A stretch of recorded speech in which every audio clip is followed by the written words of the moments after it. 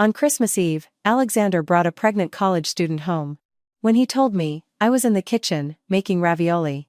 The filling, a delicate mix of veal and porcini mushrooms, was a favorite of my mother-in-law, Victoria. Flour stuck to my fingers, and I had to rub it off with force. Head down, I focused on crimping the edges. Exactly 18 precise pinches on each raviolo. That was the unbreakable rule in the Wolf household for Christmas. Each pinch had to be perfect and symmetrical, as if made by a machine. In my 6 years of marriage, I hadn't acquired many special talents, but I could have competed for a national title in ravioli making. Outside, the first few fireworks were already being set off. They blossomed like small sparks in the sky that had not yet turned completely dark. Our housekeeper, Martha, was setting the table in the dining room. Water was boiling in a large pot, the steam fogging up the kitchen window with a thick, white film. Everything looked exactly as it should on Christmas Eve, except for the girl standing at the threshold. She wore a white puffer jacket, and a scarf covered half her face, leaving only her enormous, round eyes visible, fringed with long lashes. Eyes like that radiate a childlike innocence even without makeup. Her belly was already noticeably round. The jacket couldn't hide it. She was about 4 or 5 months along. She timidly huddled behind Alexander, her fingers clutching the hem of his dark blue cashmere coat, like a first grader being led into the wrong classroom by a teacher. Alexander stood under the warm light of the foyer. His expression was complex. It held guilt, nervousness, and a strange, newfound resolve I had never seen before. I had only seen that same resolve on his face once, 6 years ago at our wedding, when he stood at the altar and watched me walk toward him. The same light had burned in his eyes then. Only then, it was meant for me. "Kate," he said quietly, but in the dead silence of the living room, each word was as clear as a nail being hammered into a board. "This is Angie, Angelina Scott. She's expecting my child." A fork slipped from Martha's hand. It clattered on the marble floor with a metallic ring. Martha hastily bent down to pick it up, blushing deeply, not daring to lift her eyes. My mother-in-law, Victoria, was just coming down from the second floor. She froze mid-step on the staircase landing. Her hand gripped the railing, and the festive smile she hadn't had time to wipe away was frozen on her lips. Silence descended on the room for about 5 seconds. On the television, a Christmas concert was in full swing, the host cheerfully wishing viewers family happiness and warmth. My fingers finished the last pinch. I carefully placed the raviolo on the flour-dusted board. My movements were so calm that I surprised myself. Then I wiped my hands on my apron, lifted my head, and looked at the girl by the door. She had been secretly watching me too. When our eyes met, she flinched like a frightened rabbit and hid deeper behind Alexander. "How far along are you?"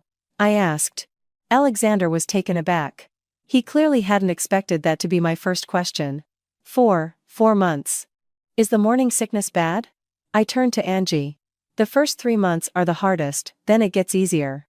Angie's eyes widened, her lips trembled, but she didn't make a sound. She darted her frightened gaze between Alexander and me, trying to figure out if I was mocking her, if I was about to lunge and pull her hair. Alexander answered for her. "More or less. It's just the smell of food that makes her nauseous." "That's normal," I said. "When I was carrying Leo, I couldn't even keep water down for the first 5 months." I took off my apron, hung it on the kitchen doorknob, and walked into the living room. Martha was already bringing a pair of house slippers. "Angie, right? Don't stand in the doorway. It's freezing outside. Come in." Victoria stared at me from the stairs as if I were insane. She was wearing a dark red cashmere cardigan, her hair styled in fresh curls. She had been preparing to preside majestically at the head of the table while her son and daughter-in-law wished her a Merry Christmas. Now, her face looked as if she had swallowed a live frog. "Kate, what are you?" "Mom," I interrupted her in a tone one might use to discuss the weather. "Alexander brought a guest. We can't make someone stand on the threshold on Christmas Eve, especially in her condition." I bent down, placed the slippers in front of Angie, then straightened up and turned to Martha. "Martha, please set another place at the table. Angie will sit next to me. Since the smells from the kitchen bother her, let her stay as far from it as possible." Alexander watched the scene unfold in silence. His Adam's apple bobbed nervously, and his eyes were a storm of emotions I couldn't quite decipher. He must have prepared for a tempest, for my tears, screams, hysterics, maybe for me to dump the bowl of ravioli filling over his head. But he certainly didn't expect me to offer his pregnant mistress a pair of slippers. "Kate." He called to me again, even quieter and more uncertainly. "Yes?" I turned to him. Thank you. For what? I smiled slightly. The holidays are a time for family warmth. Lead Angie to the sofa. The ravioli will be ready soon. I turned and went back to the kitchen. The hot steam from the pot enveloped my face. One by one, I dropped the ravioli into the boiling water. The white parcels dove into the churning bubbles and floated back up. I counted silently in my head, 1, 2, 3. Each one with exactly 18 pinches. My hands weren't shaking, but deep inside, the blade of the knife I had been sharpening for the past 3 years was sharper than ever. My name is Catherine. I have been married to Alexander Wolf for 6 years. Our son, Leo, is 3.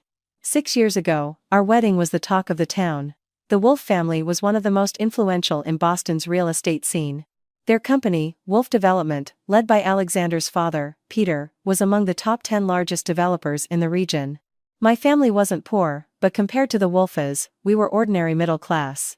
My parents gave me an excellent education. I graduated from a prestigious architecture university and got a job as a designer at an architectural firm.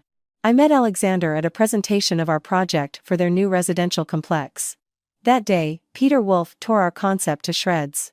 I stood by the projector, clutching the laser pointer so tightly my knuckles turned white. After the meeting, Alexander caught up with me at the elevator. "Kate, don't take my father's words to heart. He's always like that. Your project is excellent, really." He courted me for 6 months after that. It wasn't the aggressive pursuit of a wealthy heir, but rather awkward, yet sincere and simple gestures of attention. He would bring me an umbrella on rainy days, order food delivery to the office when I worked late, and invite me to art exhibits on weekends. And when we got tired of walking, we would buy warm donuts from a street vendor and eat them right on a bench by the road. He said he didn't want to depend on the family business, that he dreamed of opening his own independent design studio. "Just you and me," he'd say. His sincerity won me over, and at 24, I married him. For the first 3 years of our marriage, he truly made me believe in a fairy tale. He didn't use his father's resources, instead assembling a small team himself and focusing on interior design. I helped him find clients, draft projects, and negotiate with suppliers. Our modest studio gradually earned an excellent reputation. The year Leo was born, Alexander waited outside the delivery room. When they brought our son out to him, he sobbed louder than the baby. The relatives of other new mothers looked over in surprise, and a nurse, thinking he was faint at the sight of blood, hastily pushed a chair toward him. He stammered embarrassedly, "My wife." It was so hard for her, which moved my mother to tears, and she immediately slipped a celebratory cash gift into his pocket. Back then, he loved our family sincerely and devotedly. I felt it. When did it all change? Probably about 6 months after our son was born, when Peter had a sudden stroke and passed away. The entire burden of managing Wolf Development fell on Alexander's shoulders in an instant. He had to close our studio and return to the company's head office. From that day on, he wore his father's suits, sat in his father's chair, and tried his best to appear tough and authoritative, the CEO, in front of his father's old colleagues. Every morning, as I saw him off, I saw him clench his jaw. He didn't want this burden, but he had no choice. He became busier, came home later, and smelled more and more of cigarette smoke. Our conversations shifted from, "How was your day?" to, "How much did Leo eat?" and then dwindled to nothing. At night, we lay in the same bed, he on his side, I on mine, the blanket between us feeling like an insurmountable chasm. I tried to fix things. I packed him lunches for work, invited him to the movies, and brought him late dinners with Leo directly to the office when he was working late. Each time, he would smile a perfunctory smile and say, "Thanks, you must be tired. Go home and rest." It was a polite smile, too polite, as if addressed to a casual colleague. At what point did the man who cried outside the delivery room turn into an indifferent stranger whose thank you sounded like a brush-off? I didn't know the exact date, but I was certain that at this point of no return, another name had definitely appeared. Because the name Angelina Scott was not new to me. Last November, he went on a business trip to Providence. After he returned, a small detail changed. He changed the password on his phone. It used to be Leo's birthday. I would sometimes use his phone to take pictures of our son and could easily unlock it. That day, I wanted to photograph a castle Leo had built with his blocks. I entered our son's birthday. Incorrect. I tried twice more, the phone locked. I silently put it back on the table without asking any questions, but from that day on, I started paying closer attention. He acted normally, still kissing my forehead before leaving, still occasionally bringing flowers from the corner stand. But his gaze had changed. You can always tell if someone loves you by their eyes. When he looked at me, his gaze no longer lingered. It slid past me. That's how you look at old furniture in a house, you know it's in its place, but you don't really see it. 2 weeks later, he took our son to the mall. When they came back, Leo was clutching a set of handcrafted wooden blocks I had never seen before. The work was manual, very fine. All the corners were smoothly sanded. Clearly not a factory product. I asked our son where the toy came from. Leo replied, "A pretty lady, Daddy's friend, gave it to me." Alexander immediately interjected. It was a gift for participating in a holiday promotion at the mall, and quickly changed the subject. I didn't press further, I had no direct proof. Another week later, he was talking on the phone on the balcony, his voice lowered. Cartoons were playing loudly in the living room. I stood by the balcony door with 2 glasses of water and heard him say, "Don't worry, I'll figure everything out. Your job right now is to take care of yourself." Hanging up, he turned and saw me. His expression changed for a fraction of a second, but he quickly took a glass and tossed out, "Problems at the company." I nodded silently, handed him the second glass, and went back to the living room. Problems at the company. How many men have used that excuse to cover their lies? He must have thought I didn't understand anything. But I didn't show my hand. The time wasn't right. 2 months later, while sorting through old things at home, I decided to donate some unneeded appliances and books to a children's shelter sponsored by the Wolf Development Foundation. The director of the shelter, Mrs. Albright, a woman in her 50s, gave me a small tour. The children were running happily in the yard. Suddenly, Mrs. Albright pointed to a corner of the playground where a young woman in a blue dress stood. "Mrs. Wolf, look, that's Angie, a student volunteer your husband supports. She comes every week, the children adore her." I looked over. The girl appeared to be in her early 20s. Tall, slender, with her hair in a simple ponytail. She was squatting, teaching a little girl to draw. When she smiled, her eyes turned into crescents, and her face seemed as pure and innocent as spring water. "Angelina Scott," the director continued. "She's a junior at a college in Providence. Her family is struggling, and the Alexander Wolf Foundation gives her a scholarship. She volunteered to stay and help over the winter break, and we were thrilled to have her." "That's wonderful," I replied. "A kind girl." That evening, Alexander came home for dinner surprisingly early. Sitting across from me, he ate his soup and asked our son about preschool. I watched him, remembering the girl in the yard of the children's shelter, her sincere smile, and I felt something inside me finally go cold. The college in Providence and Alexander's frequent trips to Providence fit together perfectly. But I didn't dig any deeper. Not because I didn't want to, but because the time wasn't right. And then came today, Christmas Eve, when he brought her to our home. I stood in the kitchen. The ravioli had already floated to the surface, white and plump. They spun in the water. With a slotted spoon, I carefully removed them one by one and arranged them in neat rows on a white porcelain platter. Exactly 18 pinches on each, not one less. From the living room, I heard Victoria's voice, strangled with fury. "Alexander, follow me. Now." Then came the sound of heavy footsteps going up the stairs. Leo ran out of the playroom, holding a fresh drawing, and happily ran to Angie. "Auntie, look, I drew a dragon." Angie knelt before him and replied softly, "Wow, that's beautiful. You're a real artist." Her voice was gentle. She really did act like a kindergarten teacher. I brought the ravioli to the table, along with 6 cold appetizers, 4 hot dishes, and a rich turkey broth. The Christmas Eve dinner at the Wolfses always adhered to strict standards. Martha had been working on it since morning. The fumed oak table, purchased by the late Peter Wolf at an auction, was surrounded by 12 heavy chairs. It could have accommodated a huge family. But after my father-in-law's death, there were very few of us left. Alexander, Victoria, me, our son, and Martha. 5 people for 12 chairs. Empty and lonely. Today, Angie had joined us. Counting the baby in her belly, there were almost 7 of us. When Victoria came down, her face was pale with anger. She approached the table and shot Angie a look that could turn a person to ice. With a sharp movement, she pulled out her chair and spread a napkin on her lap. It was like the crack of a whip. "Alexander, that project you mentioned," she began in a cold, distinct tone. "Come to my study immediately after dinner." "Mom, it's Christmas Eve. Let's discuss business after the holidays." Alexander's voice held a note of hidden irritation. "After the holidays?" Victoria slammed her fork on the table. The day you brought her into this house, you should have known you would have to explain yourself immediately. Angie shrank in her chair, head bowed, her fingers twisting nervously in her lap. She had taken off her puffer jacket.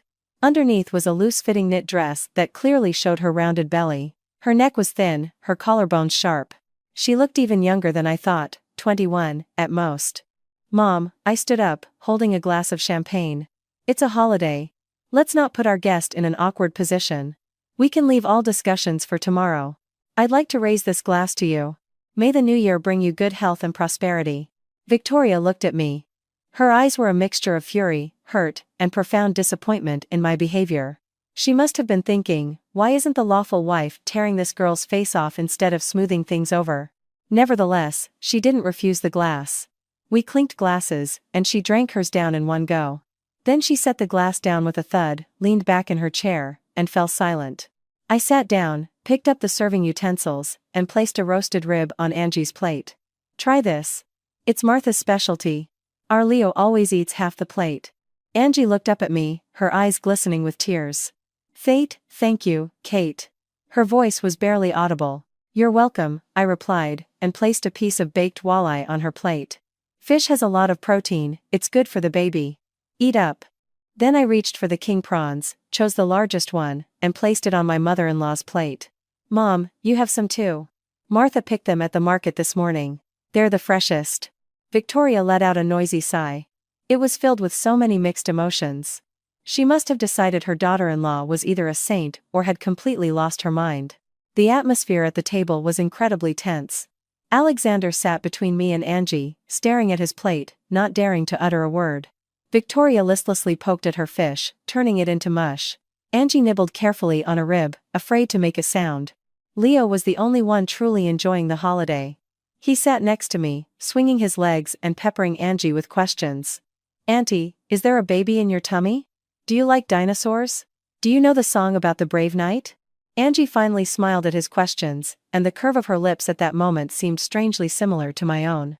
As I lowered my head to sip my broth, I glanced at my phone screen. 2 new messages glowed there. One was from my friend Olivia. Honey, Merry Christmas. I found out everything about that charity foundation you asked about. The second message was from my father. Kate, Mr. Davies has prepared the full list of assets as you requested. I'll pass it to you right after the holidays. I swiped away both notifications and placed the phone face down. By the end of dinner, 6 ravioli were left on the platter.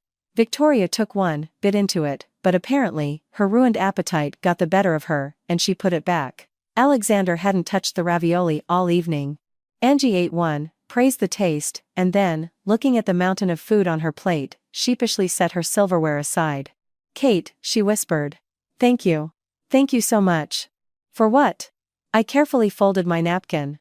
A pregnant girl has nowhere to go on Christmas Eve. It was absolutely right for Alexander to bring you here. Now, you're a part of our family too. As I said this, I glanced at my mother-in-law. Her face could no longer be described as merely pale. It resembled a piece of cast iron that had been struck 3 times with a sledgehammer. Tears suddenly streamed down Angie's face. Large drops fell onto her plate, leaving wet circles. She frantically tried to wipe her face, smearing her dress sleeves with tears and sauce. Kate, I don't know how to look you in the eye. Please, forgive me. You have nothing to be sorry for, I interrupted, handing her a paper napkin. Pregnancy isn't one person's fault. Take care of yourself. The baby is the most important thing right now. Alexander watched this scene in silence. His gaze held a whole spectrum of feelings: surprise, gratitude, guilt, and a barely perceptible anxiety. He must have believed I had completely accepted the situation. Angie probably thought this Christmas Eve would be the strangest but most peaceful in the Wolf family's history. They were both wrong. By 2 a.m., the Wolf country house finally fell quiet. Victoria had taken 2 sleeping pills before bed. Martha had long since gone to her own cottage on the property. Alexander went to sleep in his study, claiming he needed to discuss future plans with Angie. I had settled Angie herself in the guest room on the 1st floor, making the bed with fresh linens, fluffing the pillows myself, and bringing an extra warm blanket. Pregnant women often feel cold, and the heating in that room was weak. Leo was fast asleep in his bed, hugging his plush dinosaur. A smile played on his lips. He was happy. Today, a new auntie had come to the house who played with him and drew pictures. He didn't understand that this auntie's presence would shatter his familiar world, and he didn't know what his life would be like when he woke up tomorrow. I sat on the edge of his bed for a long time. Moonlight filtered through a gap in the curtains, falling on his round little face. He had long eyelashes, like mine, and the same straight nose. He turned on his side and mumbled sleepily, "Mommy, the dinosaur is hungry." I adjusted his blanket and gently kissed his forehead. He smiled in his sleep and hugged his toy tighter. Then I got up, returned to our bedroom, and opened the closet. From the farthest corner, I pulled out a pre-packed suitcase. The contents were simple. Our son's and my documents, bank cards, a few changes of clothes, and a flash drive. On that flash drive were copies of all contracts with Wolf Development suppliers for the last 3 years, the original scan of Peter Wolf's will, a detailed statement of all of Alexander's property rights and debts, and screenshots of his entire correspondence with Angie. It had taken me 3 years to gather these materials. The time had come. I carried the suitcase to the foyer, put on a black coat, tied a scarf, and paused for a moment at the door to the nursery. Leo was sleeping soundly, unaware of what was about to happen. I didn't want to take him from his father, but even less did I want him to grow up in a family where his mother was betrayed. Sooner or later, he would understand everything. I only hoped that when that day came, he would be able to forgive me. I stepped out into the yard. The Christmas lights on the trees were still on, swaying gently in the winter wind. Their light fell on the snow, resembling dying embers. In the distance, rare holiday fireworks boomed. Silvery patterns blossomed in the dark blue sky and immediately vanished. The air was frosty, so cold it made my teeth ache, but my soul felt warm. After 6 years, I was finally leaving through these wrought iron gates. I would no longer have to play the role of the obedient wife. The wheels of my suitcase rolled over the snowy path as I walked out of the gates. Around the corner, a black SUV was parked, its roof already covered in a thin layer of frost. The driver's side window rolled down, revealing my father's tired face. He was wearing an old jacket with the collar turned up. He had an unlit cigarette between his teeth. Seeing me, he took the cigarette out, tucked it behind his ear, got out of the car, and silently took the suitcase from me. After carefully placing it in the trunk, he asked nothing. "What about Leo?" he asked quietly. "I'll get him tomorrow morning. Let him have a peaceful night's sleep." I opened the passenger door and got in. The heater was on full blast. The seats were covered with knitted wool covers my late mother had made. My father started the engine, and the car moved smoothly through the deserted, snowy suburban streets. "Are the documents ready?" he asked. Mr. Davies filed the petition for division of assets before the holidays. The court notified us that the case will be officially registered on the first business day after the holidays. A motion to freeze his shares in the company will be filed at the same time. As of today, he won't be able to withdraw a single dollar. And what about that girl, Angie? Olivia found out everything. Where the money for her scholarship came from, her real age, and who the father of the child really is. I have all the documents on the flash drive. My father remained silent, focusing on driving. An old Tom Petty song was playing quietly from the speakers. My father had loved him in his youth. Every time he took me fishing, he would quietly hum his songs. My mother always said he was terribly off-key but never corrected him, just smiled warmly as she watched him cook the fish over the fire. Outside the window, the festive lights of Boston flickered past. Rows of Christmas decorations rushed by. I pressed my forehead against the cold glass, watching the city where I had lived for the last 6 years disappear. I thought I would cry, that the pain would be unbearable, that I would start remembering all the tender words Alexander once whispered to me and mix them in my head with the scene of the pregnant girl's arrival. But none of that happened. My heart beat steadily and calmly, as if after a long, deep sleep. I had been planning this move for 3 years.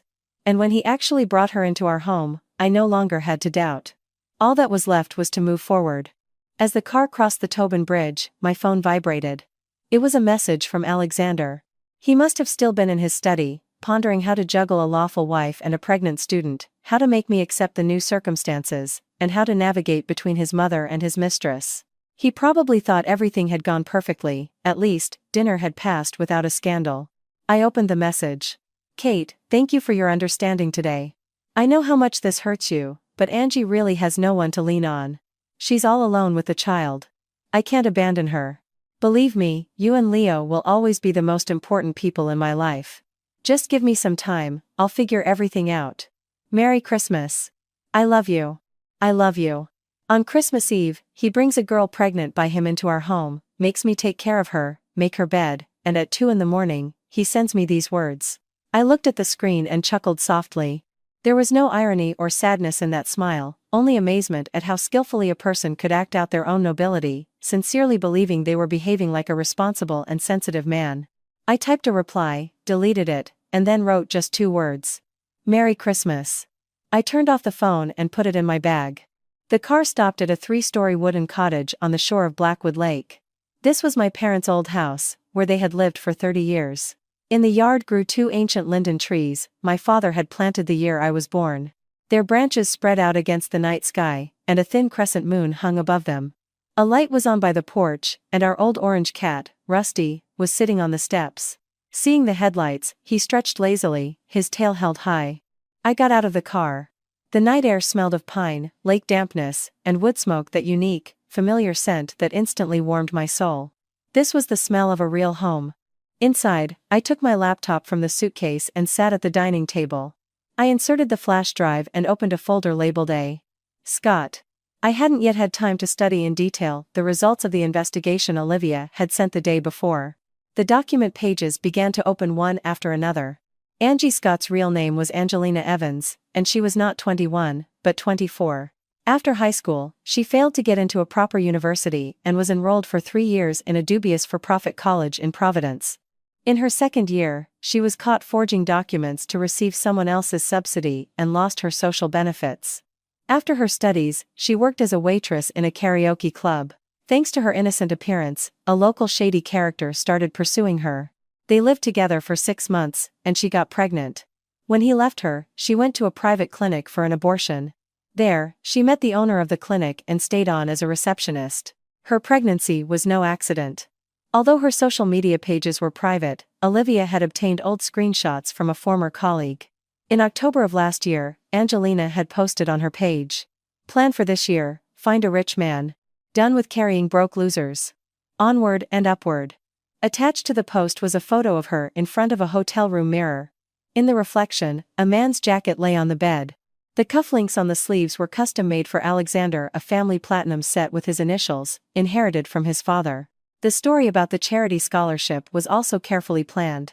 Out of hundreds of foundation beneficiaries, she managed to get approval with Alexander's personal signature.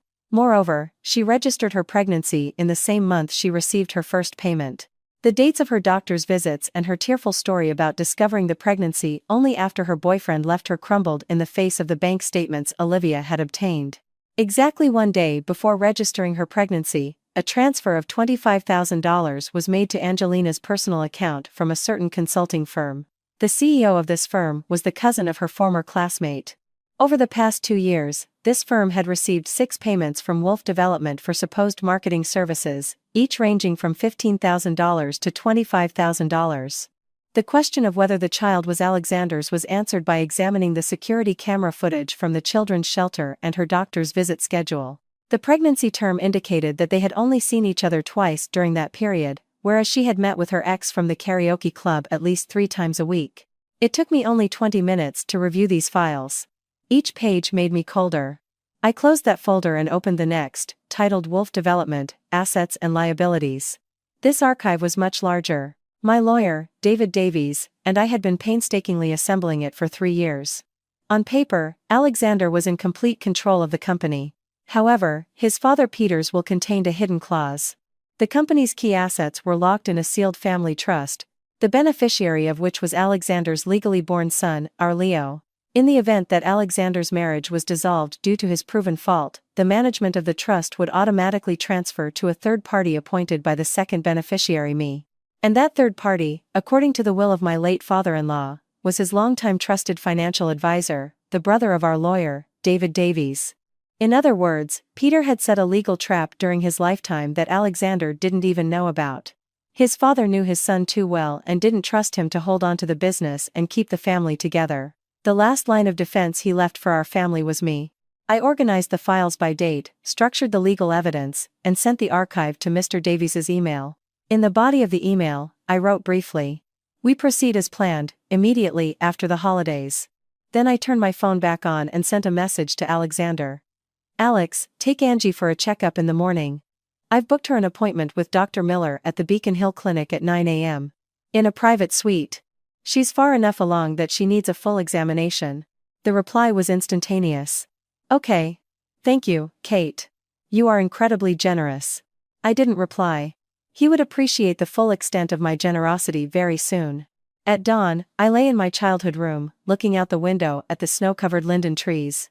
A bird sat on a branch. In the morning twilight, it was impossible to tell what kind. It ruffled its feathers and flew away. The phone rang. The screen displayed Victoria Woolf. I answered and put it on speaker. Kate, where are you? Her voice was sharp and ragged. In the background, I could hear the hurried footsteps of staff and Alexander's distant shout. Have you found her things? Martha must have gone to clean the bedroom and noticed that the closet was half empty, the suitcase was gone, and my documents and personal belongings had vanished. I'm talking to you. Where did you go?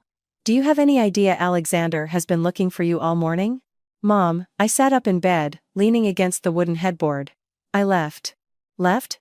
What do you mean, left? When are you coming back? I'm not coming back. There was a crash on the other end of the line, as if something had fallen and shattered. Then I heard Alexander's voice. He must have snatched the phone from his mother. His voice was agitated, angry, and frightened all at once. Kate, where are you? Why did you leave? Explain it to me. Everything was fine yesterday. You said you understood the situation with Angie. You even took care of her at the table. Didn't you, Alexander? I interrupted him, and a slight laugh finally escaped my lips, the one I had been holding back for so long. You really judge my feelings by how I served food? Did you notice that I didn't touch a single dish myself all evening? Silence on the other end. You thought that because I made the bed for your mistress, I had accepted her? You're mistaken. I was making that bed like a shroud for your reputation. I waited so long, not because I forgave you. I was waiting for you to lay all your cards on the table yourself. And you did. You brought a pregnant woman into our home in front of my mother, Martha, and our son. You even left a trail at the children's shelter. You completed the collection of evidence against yourself. What? What evidence are you talking about? I arranged the checkup for your student. Her pregnancy term, the dates of your business trips, hotel bookings, the documents for her scholarship with your signature, the invoices from the Shell consulting firm. I have everything. You thought you were planning a happy future, but you were actually just helping me build a case for the court. His breathing on the phone became heavy and ragged. The court will register the case on the first business day. The motion to freeze your shares has already been sent. As of today, your accounts are frozen. The money you set aside for Angie is also frozen by the bank. Kate. And one more thing, Alexander, I said. Tell your companion, when the baby is born, make sure she gets a DNA test. I hung up. I leaned back in the old wicker chair, stroking Rusty, who was purring loudly, curled up comfortably in my lap. The shadows of the linden branches lengthened in the rays of the rising sun, casting golden flecks through the curtains. The phone on the table vibrated relentlessly. Alexander was calling non-stop. I simply switched it to silent mode. Instead, a message came from Olivia. Girl, you're in the headlines. Someone took a picture of you leaving the Wolf Mansion with a suitcase last night. Social media is buzzing about a Christmas drama in the elite family. The comments are exploding. I replied briefly. I'm safe. Later, Martha told Olivia what happened in the living room after my call. Alexander had thrown his phone on the floor with such force that the screen shattered into a spiderweb. Then he collapsed onto the sofa, clutching his head in his hands, shaking. He screamed hysterically, staring at the broken screen. She was recording me. What else does she have? How did she get the contracts? Victoria sat beside him, pale as death. Angie stood on the stairs, one hand gripping the railing, the other covering her mouth. Her makeup had run, turning her face into a dirty mask. In that moment, she seemed to finally realize that her benefactor had turned into a sinking ship overnight. On the 6th day of the new year, the court officially registered the lawsuit. The notice of the freeze on Wolf Development shares was delivered directly to Alexander's office.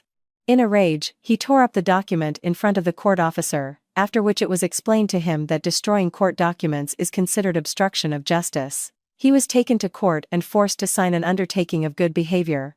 On the 8th day of the holidays, when Angie went to the clinic for her checkup, she was detained by law enforcement for questioning. She was suspected of document forgery for the purpose of illegally obtaining social benefits, as well as complicity in siphoning company funds through shell firms. That $25,000 transfer became the key piece of evidence in the economic crimes case. Olivia had passed the entire collected file to the investigative department. During her arrest, Angie became hysterical, collapsing on the floor in the hospital corridor and screaming, "Don't touch me, I'm pregnant," while covering her stomach with her hands. Dr. Miller stood nearby, his eyes above his medical mask, completely calm. He only said quietly, "Ma'am, based on your chart, perhaps we should rerun the syphilis test right now."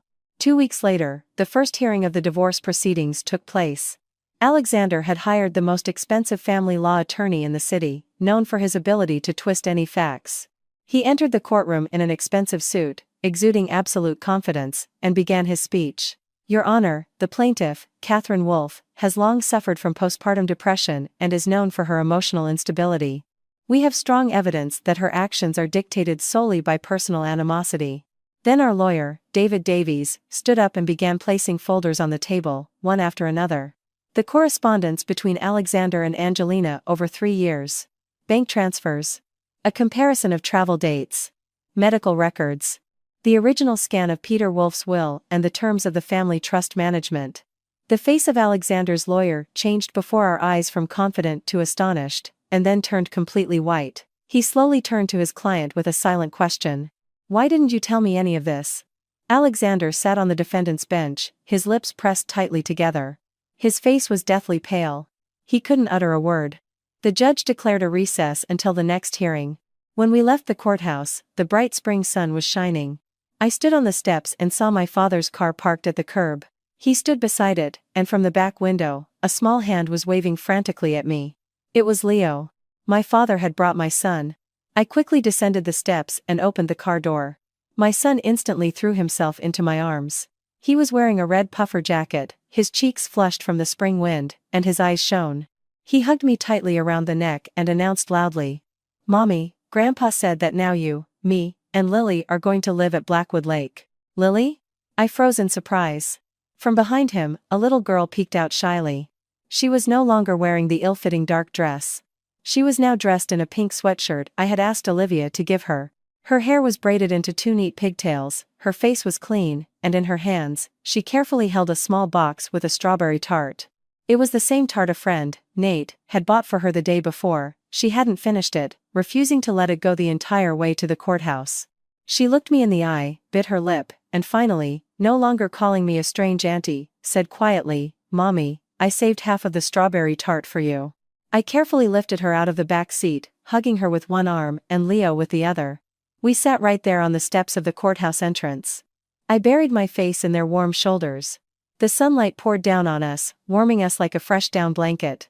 My father stubbed out his cigarette, pretended to tie his shoelace, and surreptitiously wiped his glasses 3 times. A month later, on the shore of Blackwood Lake, I opened an independent architectural firm.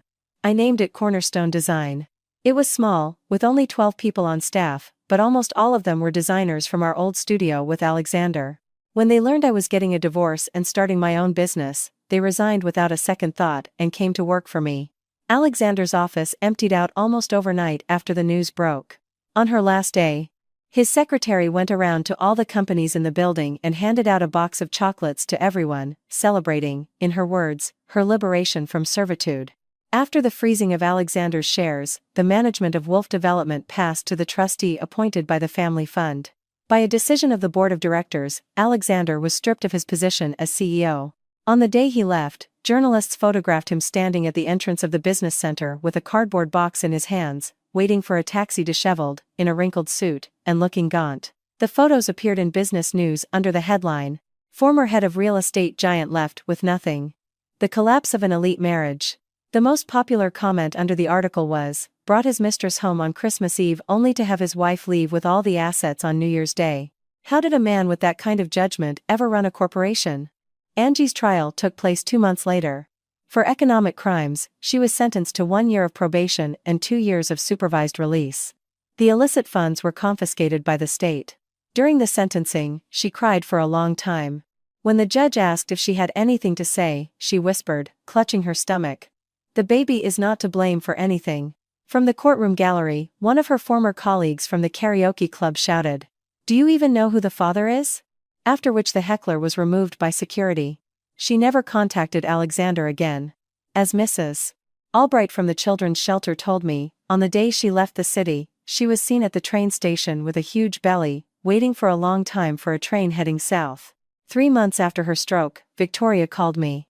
Her speech was slurred, the words coming with difficulty, but I could make out, "Kate. Come back. Mom was wrong."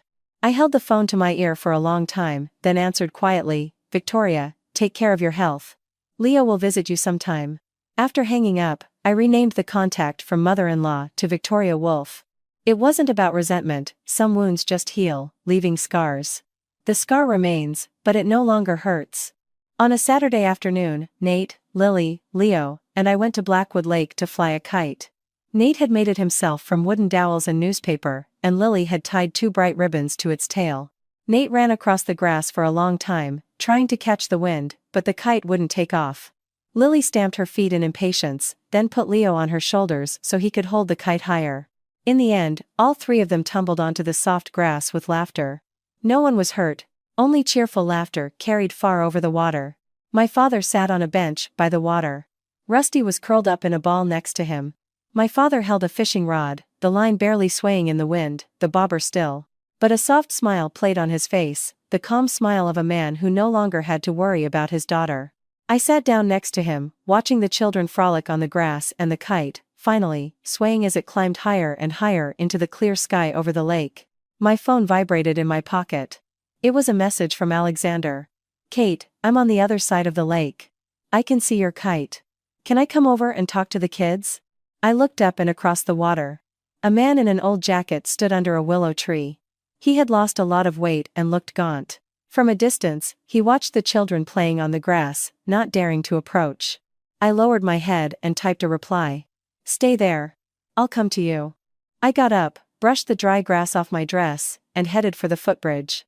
The spring wind blew over the water, bringing a cool scent of damp earth. Nate's kite flew high in the sky behind me. The laughter of Lily and Leo swirled in the air. The surface of Blackwood Lake was covered in fine ripples, and the sun painted each wave with liquid gold. Some debts don't need to be repaid with hatred. In some stories, there should be no winners. He had only come to find a reason to live on. And all I could do was protect the joyful smiles of Nate, Lily, and Leo from his shadow. Once we talked, he could leave, and I would turn back to where our kite was still soaring in the sky.